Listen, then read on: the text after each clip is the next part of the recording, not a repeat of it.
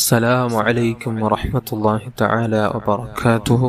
ബഹുമാനികളെ, ഇന്നത്തെ ക്ലാസ്സിൽ പരിചയപ്പെടുത്തുന്ന അതിമനോഹരമായ വല്ലാത്ത അത്ഭുതം നിറഞ്ഞ നമ്മുടെ മനസ്സിൽ ഓരോരുത്തരുടെയും മനസ്സിലുള്ള ഒരു പ്രധാനപ്പെട്ട ഒരു ആവശ്യമാണ്, ഒരു ആഗ്രഹമാണ്.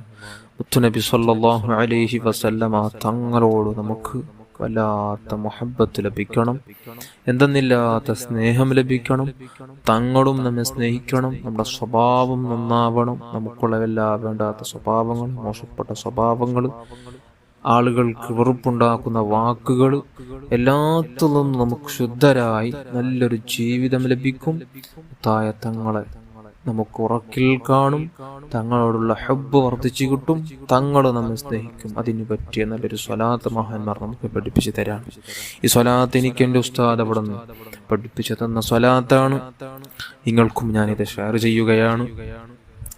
ഈ സ്വലാത്ത് പ്രകാരമാണ്: അല്ലാഹുമ്മ യാ റബ്ബ സയ്യിദിനാ മുഹമ്മദിൻ സ്വല്ലല്ലാഹു അലൈഹി വസല്ലം وآل سيدنا محمد صلى الله عليه وسلم أسألك بحق سيدنا محمد صلى الله عليه وسلم أن تصلي على سيدنا محمد صلى الله عليه وسلم وأن تحبب إلينا سيدنا محمد صلى الله عليه وسلم وأن تحببنا إلى سيدنا محمد صلى الله عليه وسلم وأن تخلقنا بأخلاق سيدنا محمد صلى الله عليه وسلم وأن ترزقنا المتابعة لسيدنا محمد صلى الله عليه وسلم وأن ترفع الحجاب بيننا وبين سيدنا محمد صلى الله عليه وسلم وأن تجمع بيننا وبين سيدنا محمد صلى الله عليه وسلم